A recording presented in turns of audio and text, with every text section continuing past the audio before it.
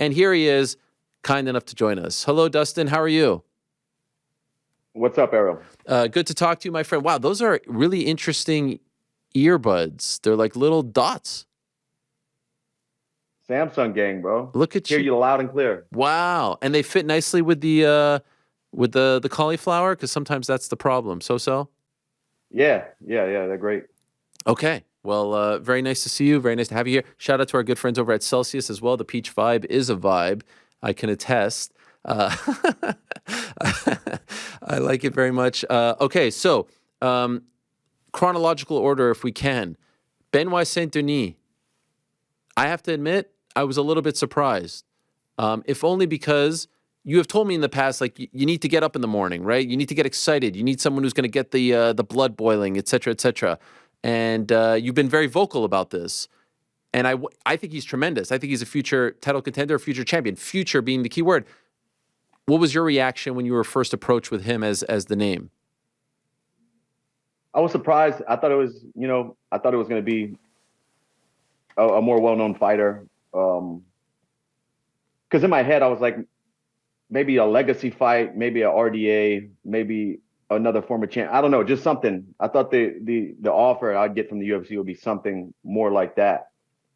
But like you said, I needed something to get me up in the morning. And I respect this sport and I honor this sport. And I'm 35 years old now. This guy's a young, hungry lion who's on a streak, finishing, I think he finished 5 fights in a row. And somebody gave me my shot, to crack in. So I respect the game and that's what I'm doing.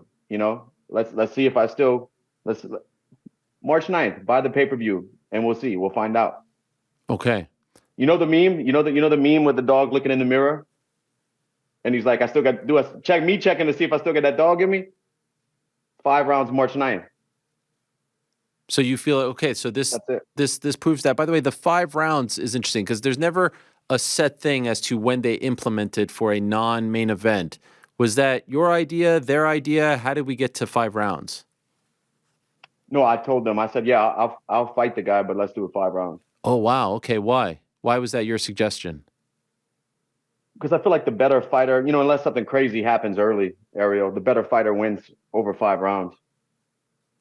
Yeah, so he hasn't been in that spot before. You've been in there countless times. You feel like you can test him by taking him into deep waters. And just even if he doesn't fatigue or even if it's not deep waters to him, he's the god of war. That's what he wants, I feel like the rhythm, timing, my experience, I pick up on that stuff the longer the fight goes. And I'll find openings and things like that. I prefer it. And is this someone, he just had an incredible knockout against Matt Frivola. I was there. Yeah. Okay. So was he even on your radar at all? Like, even when you're watching him, are you thinking, okay, he might be in my crosshairs in 2024? Or did you view him as someone that was so far away? I kind of viewed it as far away. I knew of him because he beat a teammate of mine, Thiago Moises. That's the first time I saw him fight. I didn't know about him until then. And then obviously I know who Matt Frivola is. And I was there in Madison Square Garden watching it live. So I was like, wow. And then he called me out when he got, and I was like, in my head, sitting there in a chair, cage side, I was like, no way that's happening. That this guy got some work to do. I think somebody even asked me backstage, what do I think about the call out? And I was like, this guy's got some work to do. This is my 30th fight in the UFC. Wow. But here we are.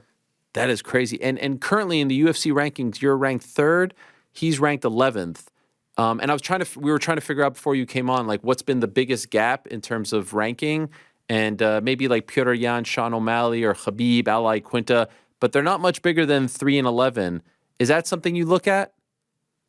Did you even know this? Man, rankings, I think that's more for the fans, honestly, bro. On any given night, any of these 15 guys and guys outside of that list can win a fight, Okay. Can win a fight against anybody. Yeah. Because that's part of the thinking, right? Like, this guy, get a few wins, crack the top, whatever. People do think this way. This has been a thing.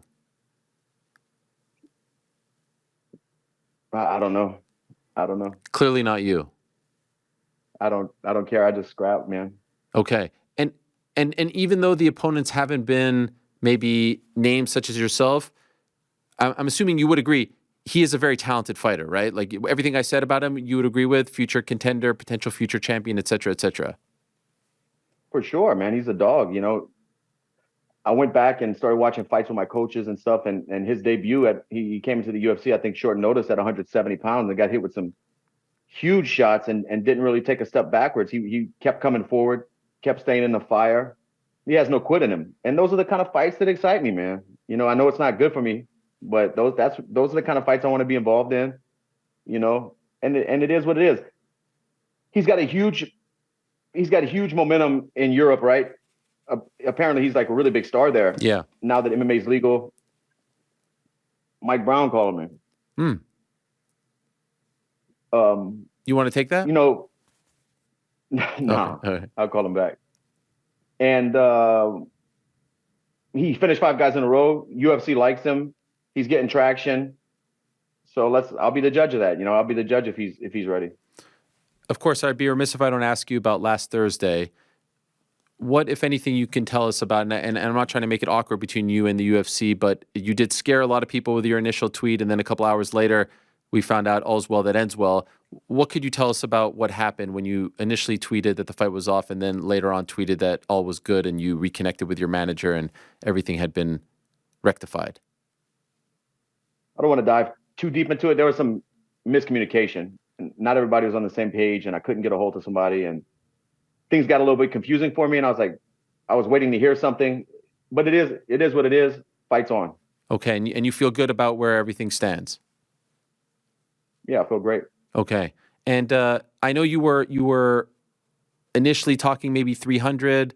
You fell one event short. Now, some of the fans, I don't know if you look. No, they offered me this fight for 300. Oh, really? Okay, what happened? Yeah, I was talking with Hunter. And we were like maybe the opening of the pay-per-view, maybe the second fight of the pay-per-view. And then 299 we started talking about. And to be the co-main event, I'm like, that's a much bigger slot. It's close to my training camp. It's close to home. From New Orleans, straight flight to Fort Lauderdale or to Miami is easy to do for people. So I wanted to be part of 300, but this just made more sense, I think. Wow. Okay, so this was your call. Like if you would have said, give me 300, you would have been on 300. Yeah. Okay. No, they did. They offered it. Yeah. Because I was going to say, some fans are saying that 299 is actually a better card than 300, obviously with your fight being included. So who really cares? This card is stacked for sure, man. Yeah. Yeah, this card is stacked. And we don't know the 300 main event yet, so we'll see. Again, I don't know if you look at this stuff, but currently you're listed as the underdog. How do you feel about that? I would bet on myself if I could, but unfortunately I cannot. Why do you think you're the underdog? That's how I feel about it. I'm not sure because I lost my last fight. Maybe. I'm 35. He's 28. He finished 5 guys in a row. He's finishing all of his wins in his career. Maybe that's why. I don't know. Is that the kind of thing that disrespects you? Do you feel disrespected by it? Do you feel motivated by this? Do you feel any sort of way about it? Bro, my whole life I've been an underdog, Ariel. This is where I perform the best. So maybe this is the perfect spot for you coming off last July. Yeah, this is perfect. And speaking of that conversation you had with Hunter, I'm just wondering, because I know you and Nate were going back and forth, and there was the Connor stuff and all that. Were any other names thrown out? Who were Connor was never thrown out. We spoke about Nate a little bit, but I don't think they're bringing him back. I'm not sure. I don't want to get into all that stuff. I don't know what's going on. But no other big names. Nothing was thrown. Okay. Were you bummed by that initially? I mean, the Nate one's going to get away. I don't know how many fights I have left. I think 6 with the UFC. He's moving on to boxing and stuff like that. I just don't see how our paths will cross. But I just wanted to fight this guy because I grew up watching him. Will that be a bummer for you if that, like, given the history dating back to 230, I think it was in New York City, 2018, the fact that this never happens, do you feel like, will that be one that eats at you when you're older? I would have liked it to happen, but I would really like for the UFC or for Nate to be honest and tell the truth about why that fight fell apart. Because everybody still thinks like I pulled out and all this, but You know, Can I ask you why did it fall apart? I mean, I think personally, he was playing a bunch of games with the UFC. They started offering me replacement opponents, telling me he was off the card. I had a hip problem going on. I let the UFC know, everyone know I was going to fight if it was him. If they use a replacement fighter, I'm out. You know, I'll fight if it's him. I'll push through this training camp. I'm fine, but I need to get this taken care of. And when they started offering replacement opponents, I was like, well, I'm not fighting these replacement guys. Mm. And he didn't end up fighting on the card either. So there seemed to have been something to that. Playing hardball. It's not very fun. It's not very fun at times, the fight game. And now he's in talks to fight your friend and teammate Jorge Masvidal in boxing. Do you have interest in this fight and seeing this? I mean, I'm definitely going to buy the pay-per-view, or if I'm here, I'll maybe go to the fight and watch it. I'm a fan. Yeah. So they got one buy here. Yeah. I know some fans said, I love it, but I'd rather see them in MMA than boxing, you know? Yeah. I would too, but maybe this is better for Nate, you know, because George did what, he take him down, kick him in the head, beat him up a little bit with the rule set of MMA. Not saying he was losing on the feet. George is a really good boxer. He's probably winning on the feet, but the ground and pound, the things like that, that's where he pulled ahead in their fight, the first one. So we'll see what happens. I'm a fan of both guys. George is a friend of mine, and I know he's working hard right now, so I'm excited to see it. What is your take on the state of the division? It's a little bit of a weird time because the champ doesn't have a fight, and we thought Gaethje would be next, but he's fighting Max the following month after yours, and Oliveira's fighting Arman on that card too. You're fighting Benoit, so it seems like everyone's active there, and there's no clear-cut number one guy. What do you make of it all? I'm surprised that I thought Gaethje was going to fight Islam. You know, that's what the fight I thought was going to happen. It's definitely Max and Gaethje is a fun fight. You know, I fought both of them twice. This is going to be a fun fight for the fans. I'm excited about it as a fan of the sport, but I really thought Gaethje was going to get a crack at the belt. Do you have a preference, or do you have an inkling who wins that one? Again, if I could bet, yes, I respect both guys. Both guys are great fighters. I think I would put money on Max, just him being the dog. I see a lot of people online saying that Max is going to be undersized and that. Man, Max is a big guy. You know, him and Gaethje probably walk around the same weight. You know, that Max isn't a small guy. And the striking, the timing of Max, his range, his durability.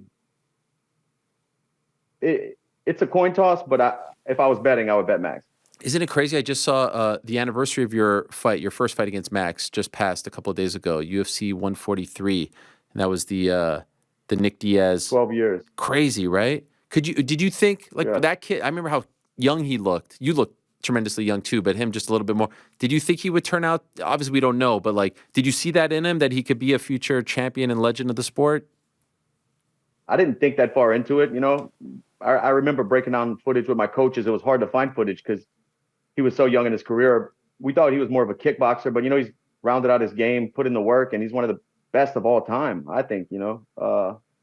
I had no clue that he was going to turn into the champion and legendary fighter he is now. Yeah. Both of your, you know. And he's a good dude. There's a lot of slimy people in this sport. Max is one of the good ones, man. Yes. Do you think there's more slimy people now than back then? For sure. Why do you think that is? For sure. Because it's mainstream now. You know, this MMA, NHB, this used to be our thing, you know? It was like for the dogs. It was,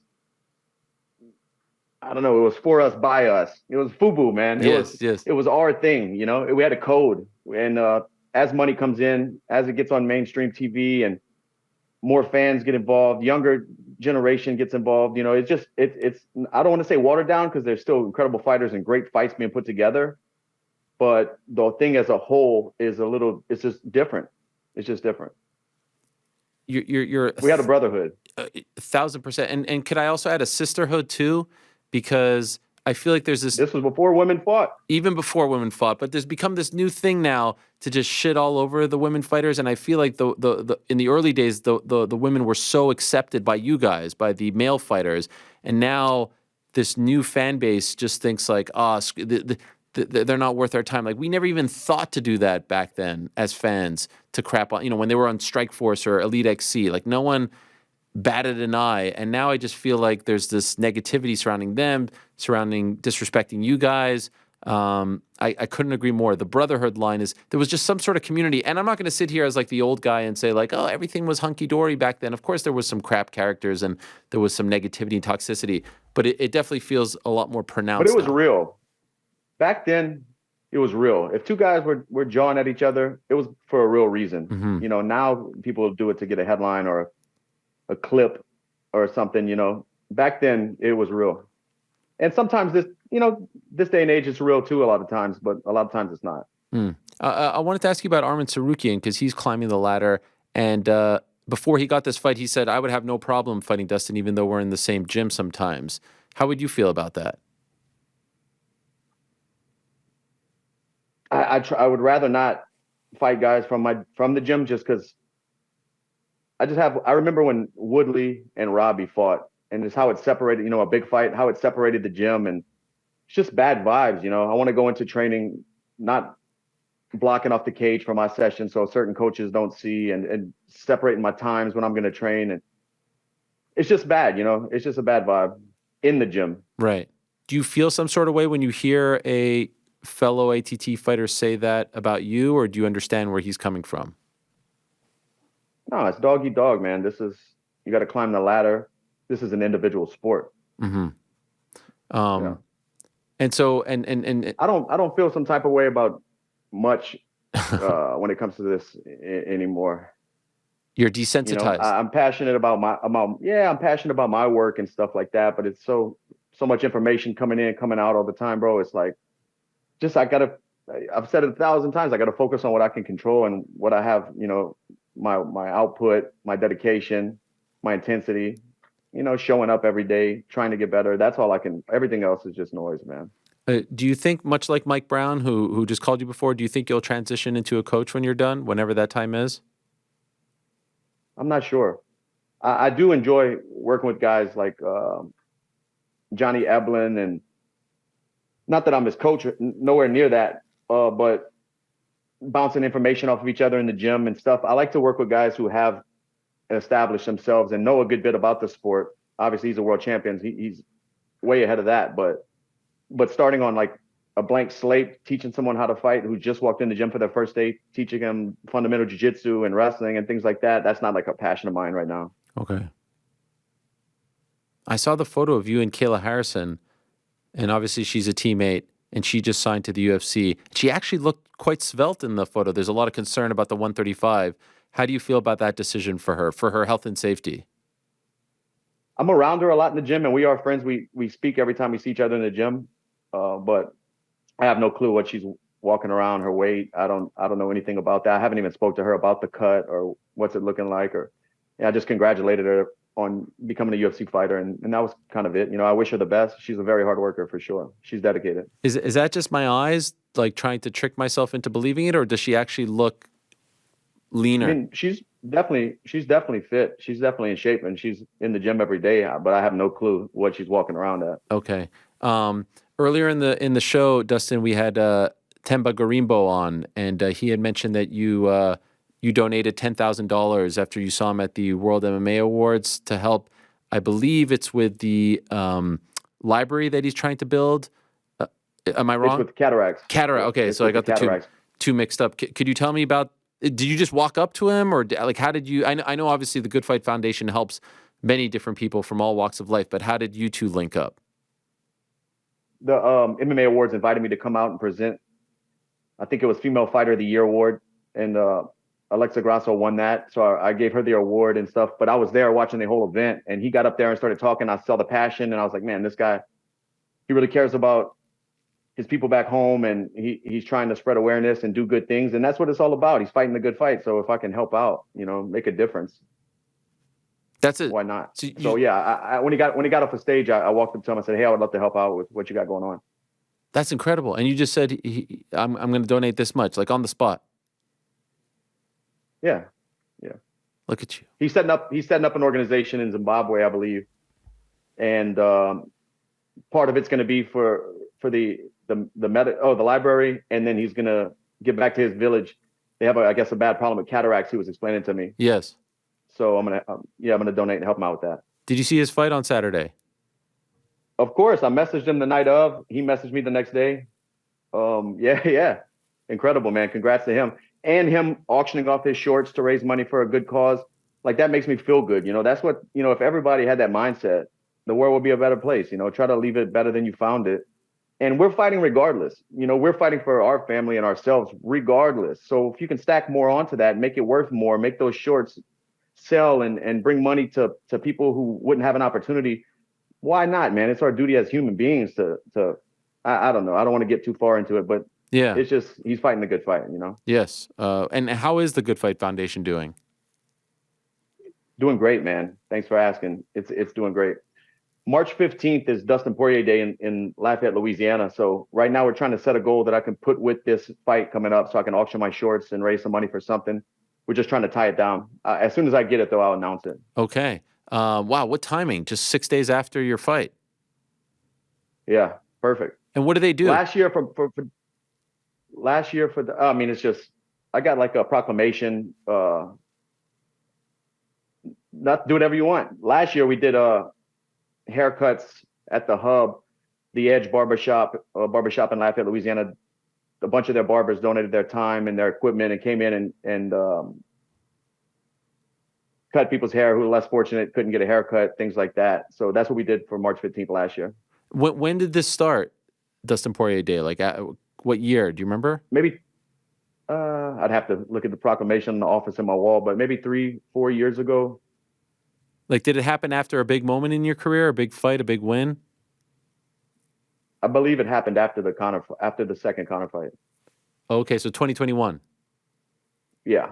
Okay, so 3 years. By the way, does DC have a day in Lafayette? Well, you got to be there and be on the streets in Lafayette, Louisiana to get one of those. Wow. That's a low blow. Man. Not even a day, huh? Yeah. Wow. Where's AK at? Where's the AK? He might have a day there. Yeah, San Jose. Yeah. Gilroy. San Jose. Yeah. Yeah, he probably has a day there. Wow. I wonder if he knows this. I think he does know this. I knew there was a DP day. He's got it circled on his calendar. Come on. And by the way, we had another teammate of yours, Renato Moicano, on. What a transformation. Have you noticed a difference in him? He's incredible. His personality is amazing. And he's been in the UFC 10 years, and I feel like we're just learning about him. Yeah. Dude, congrats to him. I saw him when I came into camp. He was finishing up when I got down to South Florida. He looked focused, man. You could see it in his eyes. He kept everything really short when I spoke to him. He just seemed really focused. But he's dude, I've been knowing this guy's a good fighter for a long time. I love that for guy. years. What a person. Did you know he had that kind of personality? Like that he was so funny and No clue. No clue. Did you see his post-fight interview? Of course. This guy is we're talking He's gonna be a cop. Yeah. He's got a brother on the way. Yes. No, already here. The brothers arrived. The 62-year-old dad is a dad again. Unbelievable. When you dream about Benoit Saint Denis, when you dream about this fight, what are you envisioning about how it plays out?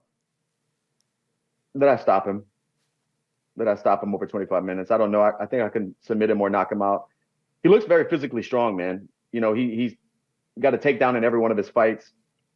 Good judo, good jiu-jitsu, big kicks, throws everything with power. Very dangerous guy. I think his best attribute is his mentality, his mental toughness, and his grit. When he's in there, he's there to fight. You got to really, if I'm going to get him out of there, it's got to really happen. This guy's not going to find a soft spot on the mat. I gotta put him down. He's like releasing hostages back home. Like he was in the army and he's got a crazy background. So I agree with your assessment. It seems like the kind of guy that is not going to look for an easy way out early on, right? Right. Or long term. I got to really stop this guy. Yeah. and let's go. That's what it's about. It's the hurt business. I like it. I feel like your excitement is there. I feel like people are doubting you. They're putting a lot of stock in the last one. Maybe it's not the sexy name, but I feel like it's the sexy circumstance, right? It's like this is where you thrive when your back's against the wall. Pay the cost to be the boss. Like this is what it's all about for you. Salute, of course. You know, that's what fighting is. That's what fighting is. A guy with not a huge name here in America, but a very dangerous guy who can beat anybody in the top 10, in the top 15. You know, this is a very dangerous fight. This isn't an easy fight. This is hard. This is a hard style to deal with. Constant pressure on the fence, shooting, good jiu-jitsu, big punches, big kicks. You know, there's a lot of weapons that he uses, and a very dangerous fight. But those are the fights I want to be involved in, man. Dangerous fights. I said that before the last one. You know, that's what it's about. You know, I want to fight. I want to be put in a fight. Take me there. Two last very quick ones. The day before your fight, Francis fights AJ. I know you're a big boxing fan. Do you think he can pull it off? Dude, if you'd asked me this question before he fought Tyson, Yeah, I would say no way. But he could. He can stop him. You know, Joshua gets hurt. This is a big guy who can punch, who's going to be a little bit different timing, a little bit awkward. You know, all it takes is one. I think he could pull it off. I don't know if he will, but he can for sure. You give him a chance. Oh, yeah. And you really think San Fran's going to win on Sunday? I feel like they have no shot. Yeah, I do. Why? Just fill them up plums, man. They're two playoff games. They looked very unimpressive. Meanwhile, KC won on the road against Buffalo and Baltimore. I feel like everything just goes KC's way. I want San Fran to win, but I don't see it. I don't know. I think San Fran's going to win. That one you could bet on, by the way. I think you're actually allowed to bet on that one. I can bet on the Joshua fight, I believe, as well. Oh, that's right. That's right. Will you? Of course. Are you a big better? I'm a degenerate, man. Come on. You watch the slap fighting too? Nah, I missed that.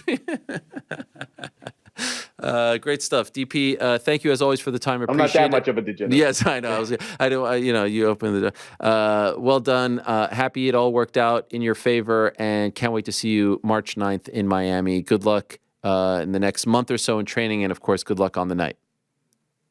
Thanks, man. I appreciate it. There he is, the great Dustin Poirier, returning on March the 9th. What a weekend that's going to be, right? Thanks for watching. We appreciate it very much. Hey, if you like this video, give us the old thumbs up. Subscribe as well. You could get many more of these videos on the channel, so please do that. We would love you forever if you did so.